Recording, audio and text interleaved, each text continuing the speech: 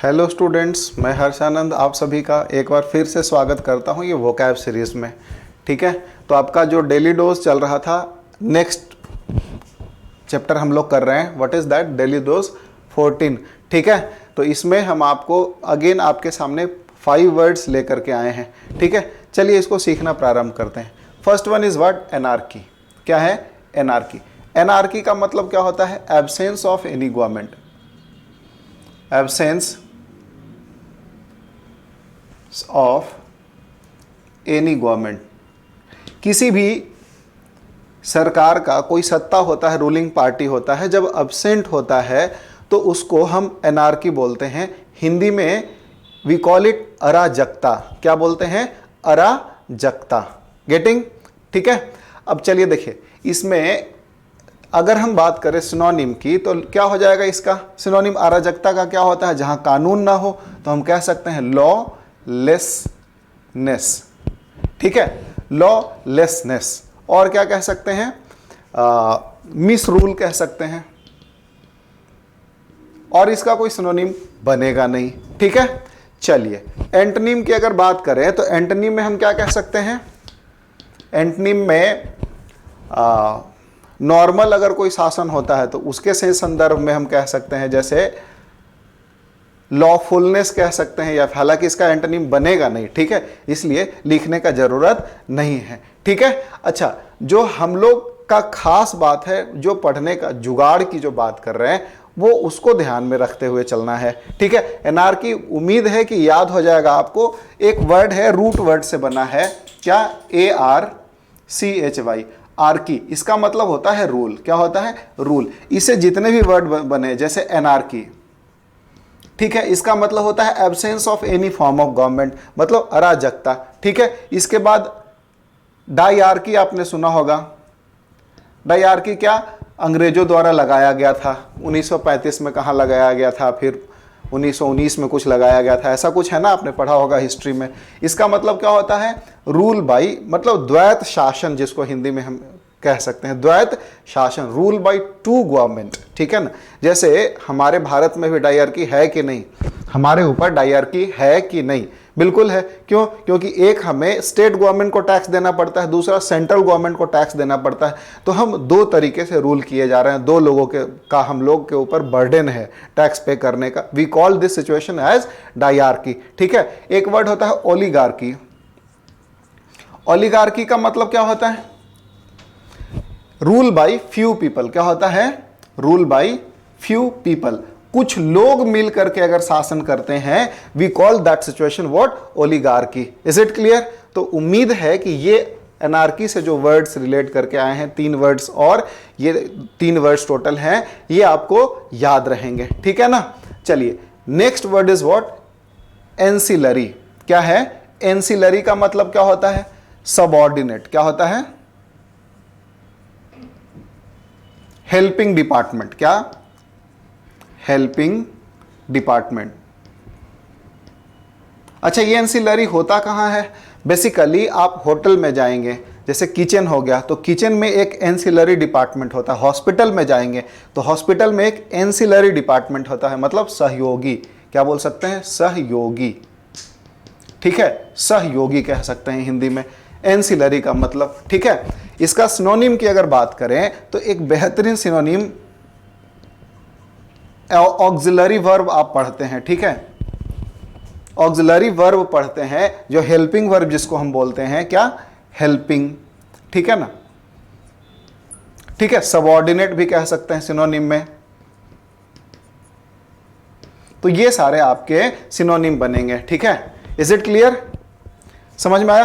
Antonym की अगर हम बात करें तो इसका क्या हो जाएगा? मेन हो जाएगा, प्राइमरी हो जाएगा। ये कह सकते हैं आप, प्राइमरी कह सकते हैं, मेन कह सकते हैं, प्रिंसिपल कह सकते हैं। ये आपके एंटोनिम बन जाएंगे। Is it clear? तो ये रहा आपका मीनिंग। जुगाड़ की अगर हम बात करें, ठीक है, एक वर्ड क्लियर, दूसरे वर्ड की तरफ हम बढ़ चुके हैं, दूसरा वर्ड भी आपका क्लियर होने वाला है। जुगाड़ की बात करें तो देखिए, इसको एंसिलरी डिपार्टमेंट से ही याद रखना पड़ेगा। एंसिलरी डिपार्टमेंट कहाँ कहाँ होता है? हॉस्पिटल में, हॉस्पिटल, किचन, ठीक है ना, इन जगहों पे हेल्पिंग डिपार्टमेंट होता है। इसके सेंस से आपको याद रखना पड़ेगा, ठीक है। कैप कहाँ चला गया? ठीक है ना, तो ये बात समझ में आया आपको, एंसिलरी वाला। नेक्स्ट वर्ड की तरफ बढ़ते हैं हम, एनिमोसिटी। एनिमोसिटी का मतलब क्या होता है? देखिए, इसका मतलब होता है शत्रुता। शत्रुता सिनोनिम की अगर हम बात करें तो क्या हो जाएगा? हॉस्टिलिटी, मतलब शत्रुता, ठीक है। इनमिटी, ठीक है। एंटोनिम की अगर हम बात करें तो हम कह सकते हैं फ्रेंडली, ठीक है, दोस्ताना, एमिएबल। हालांकि ये वर्ड चेंज हो जाएगा, एमिएबिलिटी कह सकते हैं, ठीक है। अच्छा, इसको याद करने का तरीका क्या होगा? एनिमो और सिटी को हम अलग कर देते हैं, SITY। तो एनिमो का मतलब क्या होता है? इस एकदम एज लाइक प्रोनाउंसिएशन पे हम ध्यान देने की बात करी, हम ध्यान देने के लिए आप सबको बोले थे, ठीक है। तो एनिमो को हम पढ़ेंगे इनिमी। क्या पढ़ेंगे? इनिमो चाहे इनिमी पढ़िए, ठीक है, प्लस सिटी, प्रोनाउंसिएशन सिर्फ हम चेंज कर रहे हैं, इनमिस्टी।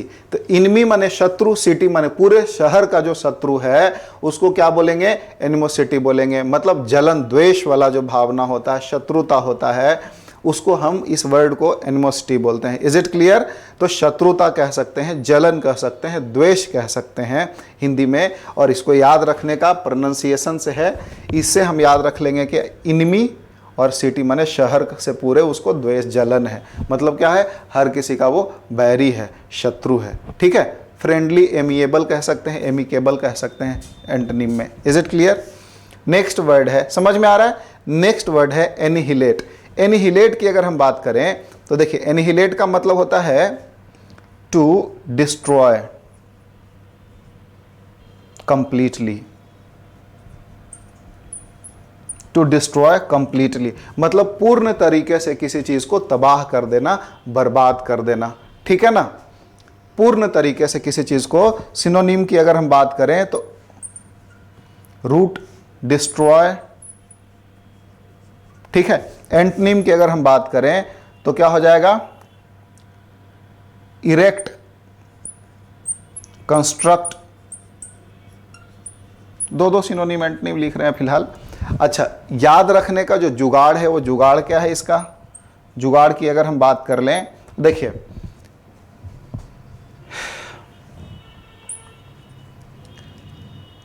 ANNI प्लस HIL हिल है, प्लस क्या है? 8 है। हमने इन वर्ड्स को अलग अलग, मतलब एनी नाम की कोई लड़की है, चाहे कोई पर्सन है, हिल माने पहाड़ है, और 8 माने खाना।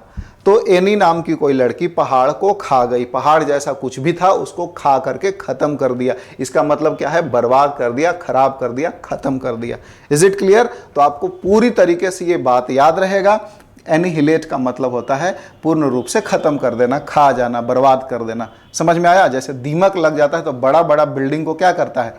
खा जाता है। तो एनी मान लीजिए दीमक है, हिल माने पहाड़ है, 8 माने खाना। तो दीमक क्या है? पहाड़ को खा के खत्म कर दिया। तो याद रहेगा आपको एनिहिलेट का मतलब क्या होता है, ठीक है। Next word is what? Anomaly. Clear है, हाँ या ना? समझ में आ रहा है सभी बच्चों को? एवरीबडी, ये जो वर्ड्स है, एनार्की है, एंसिलरी है, एनिमोसिटी है, एनिहिलेट है, अगला हम पढ़ने जा रहे हैं। क्या पढ़ते पढ़ते सभी बच्चों को याद हो रहा है, हाँ या ना? ठीक है ना? चलिए, तो 5th वर्ड हम यहां पर करने लग रहे हैं। What is that? Anomaly. Pause करना 1 मिनट यहां पे। यार बहुत गर्मी है भाई, भट्टी हो जाएगा, ठीक है। तो इसका मतलब क्या होगा? एनोमैली का मतलब होता है डिपार्चर फ्रॉम यूजुअल। यूजुअल कहने का मतलब क्या? उटपटा हरकत हिंदी में क्या कह सकते हैं कि उटपटा हरकत करना, गंदा हरकत करना, ठीक है, फिल्थी जिसको बोलते हैं, FILTHY, ठीक है। डिपार्चर फ्रॉम यूजुअल मतलब अनयूजुअल, तो इसको सिनोनिम में क्या कह सकते हैं, एबरेशन, एबनॉर्मल, ठीक है। एंटोनिम में कह सकते हैं नॉर्मल, स्टैंडर्ड, ठीक है ना। अच्छा, इसका जो जुगाड़ रहेगा वो क्या रहेगा, याद करने का तरीका। सिनोनिम एंटोनिम याद रखना कोई बड़ी बात नहीं है, ठीक है, मेन बात है वर्ड आपको याद रह जाए। तो इसका जुगाड़ का तरीका क्या है भाई, वो समझ लेते हैं। देखिए, ANONOMALY, मैंने कुछ नहीं किया, ये जो वर्ड लिखा है उसी में हमने ट्रिक ढूंढ लिया। क्या एनो नाम की कोई आदमी है, कोई लड़की है, हम कहते हैं एनोमैली हो गई, क्या सिंगल एन है, एनो क्या हो गई, मैली हो गई, मैली हो गई, मतलब क्या हो गया कि एबनॉर्मल हो गई। कोई आदमी मैला हो जाए तो नॉर्मल तो रहा नहीं, एबनॉर्मल हो गई, मतलब इसका हिंदी मीनिंग क्या होगा, मतलब वही है, एबनॉर्मल ही हम लोग हिंदी इंग्लिश दोनों में समझते हैं। कुछ चीज़ें ऐसी हैं ना भाई जिसका हिंदी कर पाना बड़ा मुश्किल है। जैसे आप बोलिएगा रेलवे का हिंदी, अब वो तो ज़बरदस्ती वाला बात है, क्या है कि पता नहीं कुछ बोलते हैं ना कि रेलवे का हिंदी क्या होता है, ट्रेन का हिंदी क्या होता है, लौह पथ गामिनी, तो उतना कोई बोलने जाएगा जी। अब जब समझ में आ रहा है अब नॉर्मल का मतलब, तो उसी में समझते हैं। अपना जो मुख्य क्या है, मुख्य जो प्रयोजन है वो क्या है, समझ लेना, ठीक है, याद रख लेना। जो वर्ड्स हैं जो हम लोग पढ़ रहे हैं वो सब याद रह जाए, दैट इज़ इट। बस उतना ही अपना प्रयोजन है, उतना ही अपना फोकस है। बाकी कैसे भी याद रह जाए, चाहे इसको तोड़ मड़ोड़ करके समझना पड़े, जैसे अभी हम यहाँ समझ रहे हैं किसी तरीके से जुगाड़ लगा लगा के, ठीक है।